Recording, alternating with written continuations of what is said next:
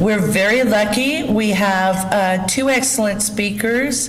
One we're very familiar with, Stephanie McClintock, former chair of Clark County's Republican Party and vice chair of Clark County's Republican Party, and a long-time activist and contributor to both this club and Republicans at large in our county. Works with the school board, the Battleground School Board at this time, after winning her election, and she has agreed to come and speak to us and tell us all about what's going on in Battleground. Stephanie?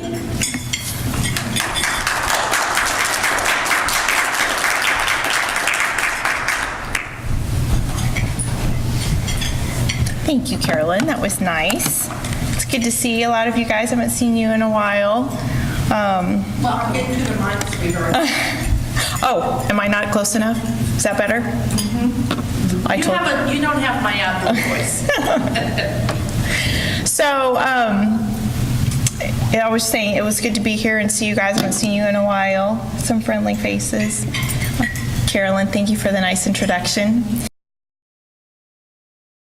It was a year in December that I was sworn in as a Battleground School Board member. So one of the reasons I decided to run is we moved our kids from private school. I have two sons, moving from private school to public school. And I wanted to be an involved parent. So I thought what better way to be involved is to be on the school board. I don't know if you remember, that was the summer where Battleground School Board failed a levy, then ran it again 2 months later, passed a levy saying it's just for the kids, and then a couple weeks after that they announced that they were paying out their superintendent almost $500,000 to leave. So then I went, oh gosh, I don't know if I want to be anywhere near that. So, because automatically people assume if you're running, your name's attached to it, then you're part of it. I also went in very skeptical of the people around me, very skeptical of the 3 board members that were staying. So we had 2 new school board members, myself and Jim Peguerero, brought in at the same time, and kind of had a lot of questions about what happened. Really hard to get answers. The culture there at Battleground when I first started a year ago in December was, I didn't trust anything anyone told me. I never got a straight answer. And I asked a lot of questions. I know I was completely annoying and probably not the most favorite newcomer or person on the school board to that administration. We had an interim superintendent who had come back out of retirement and was just trying to keep a Band-Aid on things while we did a superintendent search. So one of the things we look for in our search, in which we took about 3 months, we did things from a dinner we did community forums in several schools. We did a dinner with old school board members and questioned our 3 top panelists. We went on school tours with our 3 top panelists. And all that time that we spent last summer pouring into making sure we made a really good decision, because we did not want to have what happened before happen again, and we also wanted to show the community that we are totally invested in this and we are going to put a lot of time and effort and choose the right person for Battleground. So that paid off. I have a background in human resources, so I had done a lot of interviews, and the time you take and spend with someone is invaluable in getting to know who they are. And so I'm thrilled with the choice we have. We have a man, Mark Hottaway, that is very open. We discuss everything together. We collaborate. Every Friday we get a list of his highlights from the week, so we always know what he's doing. One of the things that happened with the previous superintendent is that school board never did a performance review. There was no record. So when they went to let her go, they had nothing to show to why she wasn't performing well and why they wanted to get rid of her. So we're going to be very careful and make sure we do our performance appraisals. It's being responsible to the community. That's who we report to. I say I am a voice of the people around me. I represent 2 schools. I'm District 5, so Pleasant Valley and Glenwood Lauren and Prairie High School. That's my district. My 2 boys go to Pleasant Valley. They've been there for 2 years. My son will be at Prairie next year, which is crazy because I'm still only 29, so I don't know how that happened. So I see both sides of it. I'm on the side where we're passing policy and resolving issues such as, our Tukes Valley Middle School teacher last summer gets caught selling meth in Longview. So there's all kinds of fun things. It's just good times. I think my jaw hits the floor probably at least once a month. So, so there's lots of different things that we do on the school board. So what I was saying is I see that school board side, and I'm a mother. So I've got my boys there. I know what's going on in the school. I've only had to butt heads with one teacher last year, and of course it was history. So had a little discrepancy on, is teaching the Islamic prayer hand motions in the curriculum? Wow. So, no, it's not. Wow. So I'm only one of 5 parents that complained out of a classroom of 25 kids. So between that and no parents showing up to school board meetings, even though we've rotated times, we've rotated days, trying to get them to plug in. So that's been a big shocker to me, the lack of parent involvement in your kids' life. So I know not everyone's like me and their kids are not their life, but it just surprises me. I did get that. I have to put on my mom hat when I address things with my kids at school, so I'm kind of doing both things. So I did get that little situation resolved, and she won't be teaching that aspect of the Islam religion again. So there's where it kind of gets a little tricky with being mom and being on the school board. They take your calls, though. Oh, yes. So I have cards. I always tell, I'm at all these school functions, and I'm at the Little League. My boys play ball, and I'm always saying, call me if you ever have any issues. Parents just need to pay attention, and grandparents. There's a lot of grandparent volunteers in the schools. Penny Ross is one of them. I see her in the carpool line. So I just pay attention. I think that's the biggest thing. And we have a lot of conservative teachers in our district, and we're lucky. And it really depends on the teacher that you have, and how things are taught and the viewpoint in which things are taught. So I just encourage people to pay attention. Just a couple other highlights about Battleground.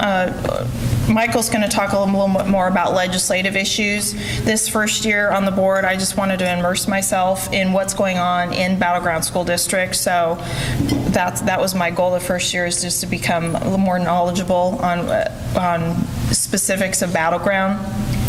This year we have just over 13,000 students. We have 11,000 students in a traditional education and 2,000 in alternative. We have 3 alternative schools, CAM Academy, which my son did go to last year for 1 year. Very rigorous academic program.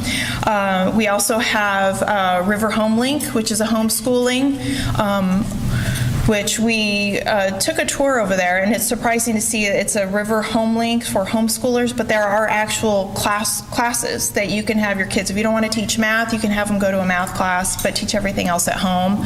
So it accommodates so many families, and you can have a personalized education.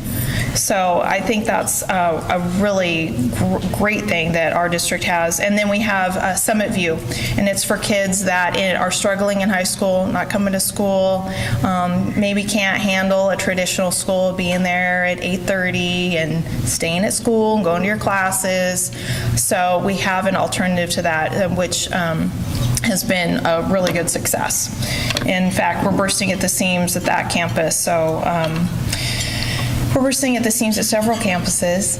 That'll lead me to my next topic. We have several committees that our school board has created. We have an audit committee. So we sit in once a month and with our CFO, Mary Beth Lynn, and go over vouchers, receipts, and we just pull random vouchers and random payrolls. We sign off on the superintendents monthly, if they took vacation time and check in any reimbursements. So we have an audit committee. We meet once a month and we go over that. So that is a new thing, and that's part of our school board wanting to change, and with this mix of getting our new superintendent. So that's one of our steps in being more transparent. I know that word is overused, but that's really what we're doing, is we want full disclosure of what's going on. So we report that. We meet as a school board every other Monday or 2 Mondays out of the month. And so we report that. I'm on the audit committee. I'm also on the HR committee, which we just started. And I've had my first meeting last week. And the HR committee is going to sit in on negotiations. So I've just had my first meeting with classified staff, going over their contract and what they are asking for. So that'll be interesting, and hopefully we'll report more. And on our district website, we'll have updates on that as well. So it's interesting to see how the representation. You'll have a representative from secretaries, teachers' aides, facilities, maintenance, all come together, along with a representative from the union, present a contract, and then we kind of go over it line by line. So we've gone through half of it. We go through the other half on April 15th. So in the past, apparently things get pretty heated and ugly, so I am hoping for something a little different. I think having me there, new, and not having any baggage, and hoping that people will be a little more civil to each other. So TBA on that process. I know I'm kind of bouncing around here. It's making me think of other things. We also have a facilities committee. One of our school board members, our president, is on that committee. We just formed that committee, I think in February they started meeting. We took applications from the community. We advertised in the community. We are needing to create a 10-year plan with our facilities. Our Glenwood Primary and Lauren Middle School are they're at maximum capacity. They're on septic. We can't even build there. So we've got Pleasant Valley, that is the only school with no cafeteria. And then we've got almost 2,000 students at Battleground High School, which I think really could only handle about 1,500. And then Prairie High School is pretty good. We've got about 1,100 there. And so we're looking at what we need to do first. We've got about 5 different properties that the school board over the last 20 years have purchased. So we've got several properties up for sale that why are we sitting on these? So we are in the process of putting those on the market. We are also looking at what to do with our Louisville campus. It was a middle school that had to be shut down. There was asbestos, and we cannot house students. We have our Battleground Community Education classes there, which is run through the school district, but it is not funded by the school district. It is self-supporting. But we need to, figure out what to do with that campus. We have our school board meetings there. It's an eyesore in downtown Battleground. I don't know if you guys are familiar with, there's Chief Umtuck Middle School and Captain Strong and CAM, and that Louisville campus is closest to Battleground High School on Main Street. So there's a bunch of fences around. So we are looking at working with the city of Battleground to try and clean up some things, some old buildings that need some attention. Yeah, I'm not going to interrupt you. okay. Go ahead. Okay, do I need to wrap it up? When you get past what you're going to do, I do have a question for you. Okay. Do what you got to do. Oh, okay. Well, now I forgot what I was going to say. Go ahead and ask me. I'm sorry. That's okay. From the old eyesore building. Yeah, okay, yeah, eyesore bill. So that's the whole point of our facilities improvement team. We want a 10-year plan. We have 2 community members per district, and then we have a school board member sitting on that also along with the superintendent. So they've gotten presentations by our facilities, head of our facilities maintenance, and so I think by this month, they had to kind of be caught up on just where we were as a district. So I think from this month on, they can actually start looking at a plan. Okay, we need to do this first. Okay, this is what's next. Do we need the cafeteria first? There's so many things that need to be done facility-wise that it was a little overwhelming. So that's why we created this team of community members and admin staff and school board to put a plan in place, and we hope to have that out to the community this summer, kind of our projection. What was the name of the committee? FIT, Facilities Improvement Team. What's the projection for growth in the next 10 years in this area for schools and population? Yes, so that's part of why we organized the FIT team, because we have a huge population. I don't know if you've driven around in Battleground along 119th and 50th where I live. There's, I think, 4 new developments going in. There's also some apartments going in over by what would be Glenwood Lauren District, and a new development right on 503 just before Prairie High School. So we're expecting a large amount of growth with the kids, and our superintendent started freaking out that we had not prepared. Well, I mean, that's because the previous superintendent did not, attend to this matter. Yeah. But then with these properties you're going to get rid of, don't you need to save some of those for possible future needs? The properties that we have are not buildable, which is why we're selling them. So they were purchased so long ago that the restrictions on, how far away a building is from the stream. One of them has a stream on it. So regulations, building regulations, it's just not. 20 years ago was a great idea, but it is not going to work now, and that's not where our growth is. So we're hoping to use the money from the sale of those properties to help fund what we need to do with facilities. Oh, the bullying, I know it's an issue. It's an issue at every school. I ask my kids all the time, is there any bullying going on at your school?